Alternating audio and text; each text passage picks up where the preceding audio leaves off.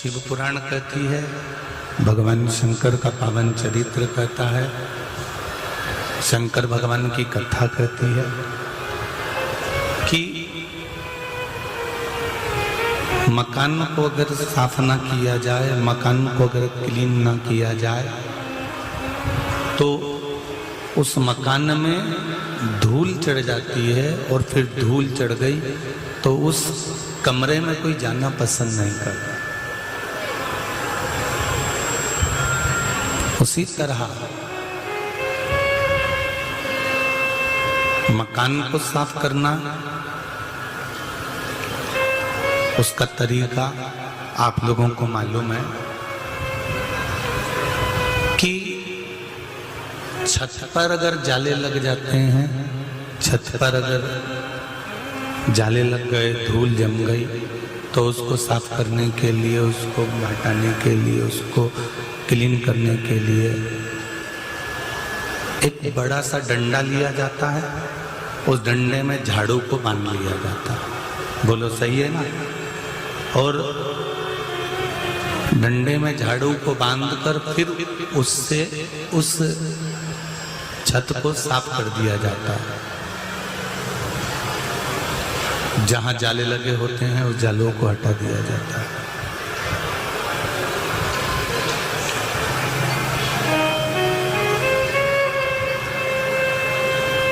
फर्श पर धूल जम जाती है तो झाड़ू से, पोछे से साफ कर दिया जाता है।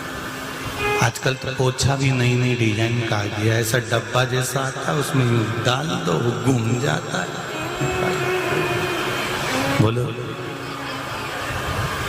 बहुत नई नई डिजाइन के पोछे आ रहे हो।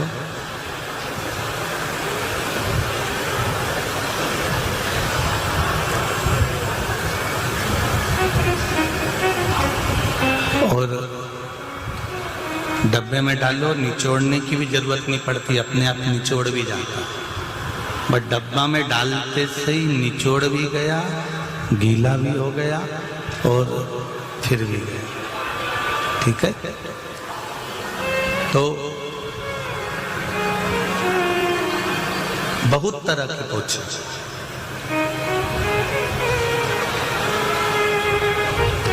शिव पुराण एक बात कहती है,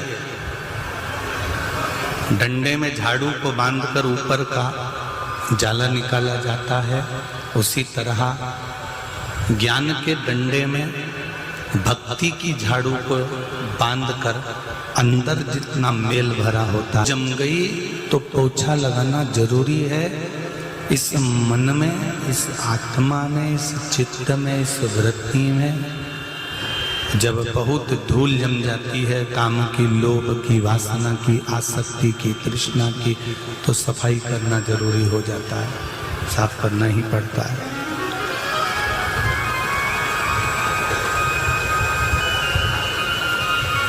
एक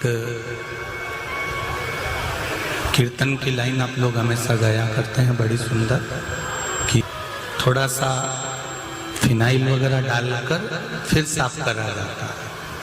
पुरानी पुरानी माताएं तो 2 बूंद घासलेट का तेल डाल देती थी और साफ।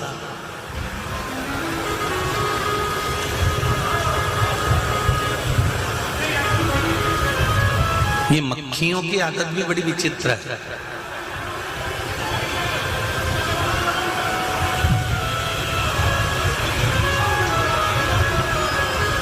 यदि शरीर पर कहीं घाव हो गया,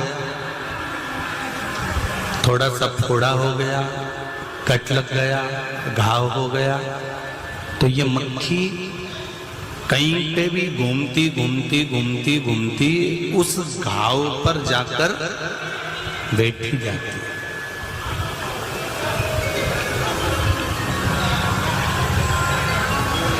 इसलिए डॉक्टर बड़े चतुर होते हैं।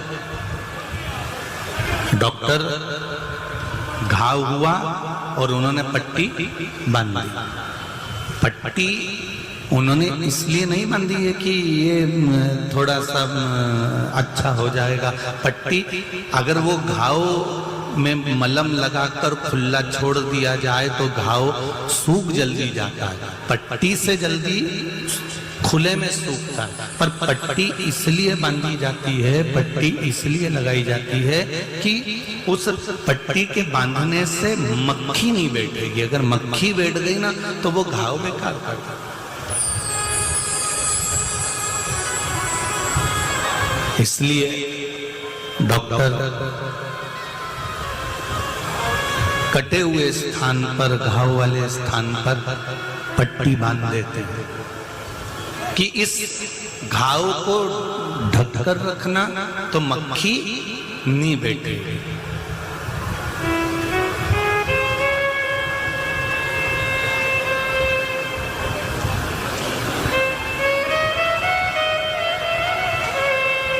ये घाव खुला देखेगी मक्खी तो बैठेगी, और अगर घाव ढका रहा तो मक्खी नहीं बैठेगी। डॉक्टर उस पर पट्टी डाल देते हैं, पट्टी लगा देते हैं, उस पर एक कॉटन लगा देते हैं, कपड़ा बांध देते हैं कि इस पे मक्खी ना बैठे। अब डॉक्टरों से हमको सीखना चाहिए कि जरा सा अंग खुला रह गया तो मक्खी इसको बैठने लगती है, मक्खी इस पर झूमने लगती है। उसी तरह हमारी शिव महापुराण की कथा कहती है, सनातन धर्म में जन्म लेने के बाद मेरा माता और बहनों से निवेदन है, इस शरीर को भी एक पट्टी से ढक कर रखना प्रारंभ करो, क्योंकि मक्खियां बहुत भिनक करेंगी।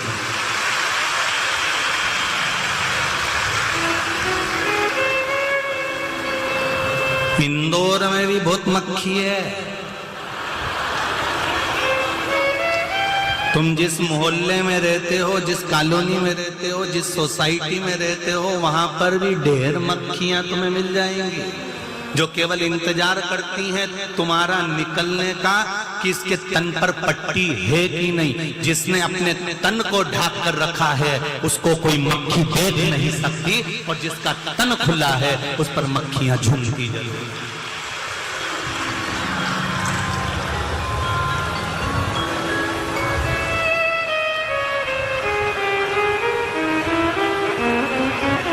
इतनी समझदारी तो सब में होना चाहिए कि भाई डॉक्टर जहां पर घाव हो जाता है वहां पट्टी बांध देता है, डॉक्टर जहां पर घाव हो जाता है वहां पट्टी पूर्ण तरह से बांध देता है।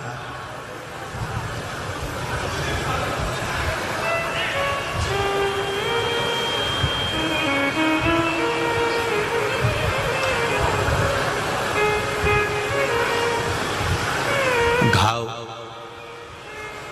पर पट्टी लगाना जरूरी है, कहीं मक्खी ना बैठे। और तन पर एक वस्त्र की पट्टी, वो और मर्यादा की पट्टी जब तन पर डल जाती है, सिर पर पड़ जाती है, फिर मक्खियां भिनकना बंद हो जाती हैं। शिव महापुराण की कथा कहती है,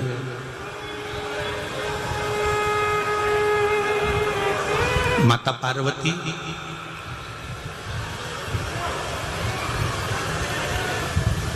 कुछ बर्तन को लेकर बाहर बैठी हुई थी, और उन बर्तन को, उन बासन को माता पार्वती जी साफ कर रही थी, क्लीन कर रही थी।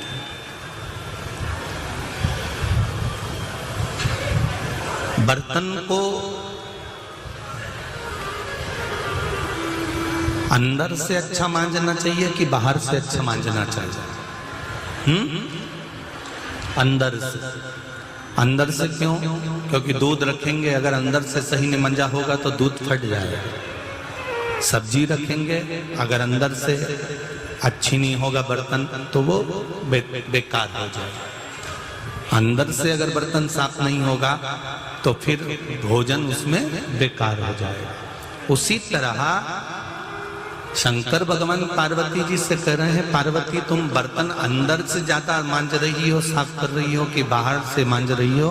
पार्वती जी कहती हैं कि अंदर से बर्तन को साफ होना जरूरी है, क्योंकि ये बर्तन अगर अंदर से साफ हो गया तो फिर इसमें कोई पदार्थ बेकार हो नहीं सकता। उसी तरह शंकर जी की कथा कहती है, ये मन अंदर से साफ होना चाहिए।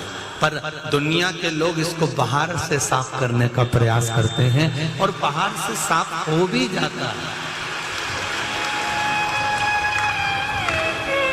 मान लो बाहर से साफ हो भी गया, बाहर से क्लीन हो भी गया,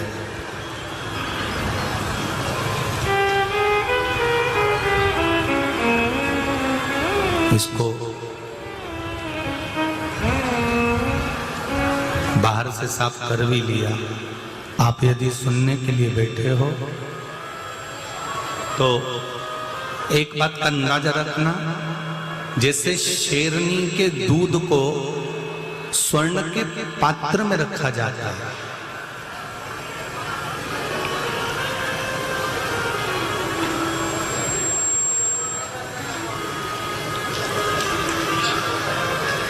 अगर शेरनी का दूध स्वर्ण के पात्र में नहीं रखेंगे तो वो दूध बेकार हो जाएगा।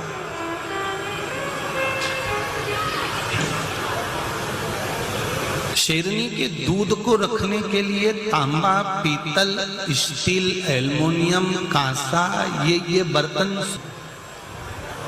इसलिए स्वर्ण का पात्र चाहिए। शिव महापुराण की कथा, शंकर भगवान की चर्चा, शंकर भगवान की पूजा, शंकर भगवान का स्मरण, शंकर भगवान की भक्ति, शंकर भगवान का गुणगान, शंकर भगवान की कथा, हर एक व्यक्ति इसको पचा नहीं सकता, इसको स्वर्ण पात्र जैसा मन चाहिए।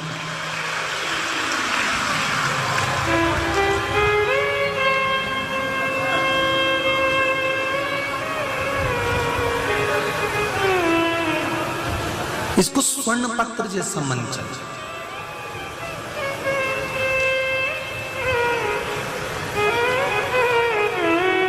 अरे तांबा का ठीकरा, पीतल का ठीकरा, एल्युमिनियम का बर्तन, लोहे का बर्तन, कांसे का बर्तन, ये इन बर्तनों में शेरनी का दूध नहीं रख सकते।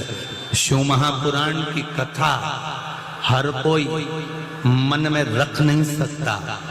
जितने लोग आस्था चैनल पर सुन रहे हैं, फेसबुक यूट्यूब पर सुन रहे हैं, और जितने लोग इस राजेंद्र नगर के पावन पंडाल में 5-5 पंडाल को भरकर अपने घरों की छत पर, गाड़ियों पर चढ़कर, डूम के बाहर, पंडाल के बाहर, जहां जहां बैठकर कथा सुन रहे हो, तुम साधारण नहीं हो, तुम शेरनी के दूध को रखने वाला स्वर्ण का पात्र हो, जिसके अंतर्गत शिव महापुराण की कथा संजोई गई।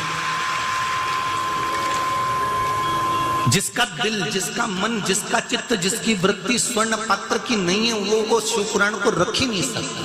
वो दिन भर तांबे के बर्तन में स्वर्ण पात्र, तांबे के बर्तन में, पीतल के बर्तन में, एल्युमिनियम के बर्तन में, कांसे के बर्तन में, लोहे के बर्तन में, जैसे ही शेरनी के दूध को रखते हैं वो दूध फट जाता है, वो दूध बेकार हो जाता है। जो शंकर भगवान की कथा ग्रहण कर रहा है, शिव की कथा को सुन रहा है, वो शेरनी के दूध को रखने का पात्र के समान, स्वर्ण पात्र जैसा उसका मन है, इसलिए वो कथा को संजोकर अपने भीतर रख रहा है। अगर साधारण व्यक्ति हो तो इसको सहजता में ले ही नहीं सकता।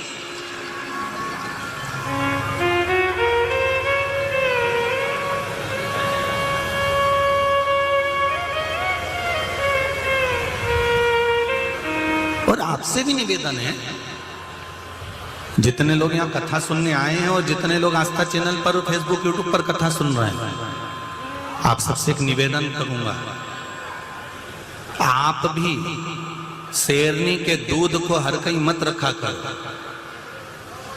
तुम कथा सुन लो, तुमने अपने मन को सोने का पात्र बना लिया, उसमें शिव महापुराण की कथा को रख लिया। तुम कई लोगों को समझाने का प्रयास करते हो, तुम कई लोगों को कहने का प्रयास करते हो कि तू, मैंने सुना है तू ऐसा कर ले, वो हंसेगा, वो ठिठोली करेगा, क्योंकि वो सोने का पात्र नहीं है, वो तांबा, पीतल, लोहे की कड़ैया है।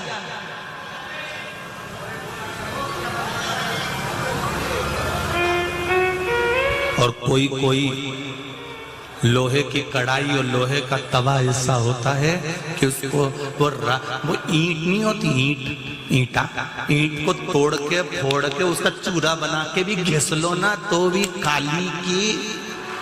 काली रहेगी, वो कभी सफेद नहीं हो सकती। उसको वो काला ठीकरा कहीं सही होए, वो कितना ही घिस लो। ऐसे संसार में ना जाने कितने काले ठीकरे और पड़े हैं, इनको समझा समझा के रह जाओ। नहीं रे भैया, हमने सुना है शंकर जी को जल चढ़ाने का फल क्या होता है, शिव जी को बेलपत्र चढ़ाने का फल क्या होता है, शंकर का स्मरण करने का फल क्या होता है, शंकर भगवान का गुणगान करने का फल क्या होता है, शंकर भगवान की शिवरात्रि पर पूजन करने का फल क्या होता है, शंकर भगवान को सोमवार की अष्टमी के दिन मूंग चढ़ाने का फल क्या होता है, शंकर भगवान को एक उड़द का दाना भी समर्पित करने का फल क्या होता है, भगवान शंकर को काली तिल चढ़ाने का फल क्या होता है। कभी मौका मिले मैं आप सबसे निवेदन करूंगा, आप मेरे स्नेह आनंद में मेरी बहनों मेरे भाई लोग बैठे हुए हैं, कभी जिंदगी में अगर मौका मिल जाए तो शिव महापुराण की कोटि रुद्र संहिता का केवल 5 या 7 अध्याय पढ़कर देख लेना, उसमें आपको जो मिलेगा वो पूरी शिव महापुराण में कहीं प्राप्त नहीं होगा कि किस चीज को चढ़ाने से क्या फल मिलता है।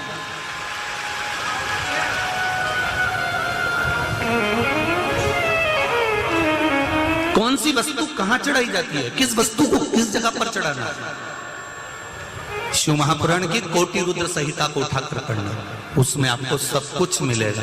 और कई लोग जो स्वर्ण पात्र जैसा मन जिनका नहीं है, लोहे की तगाड़ी और लोहे की कढ़ाई और बड़े काले काले भगोने जो हैं, वही नहीं समझ पाएंगे कि शिव महापुराण का रस तत्व क्या है।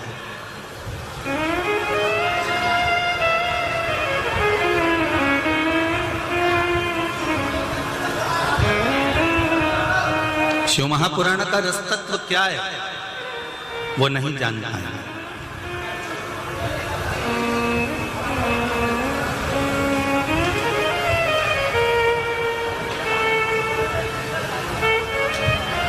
आज मध्य प्रदेश का वैदिक सनातन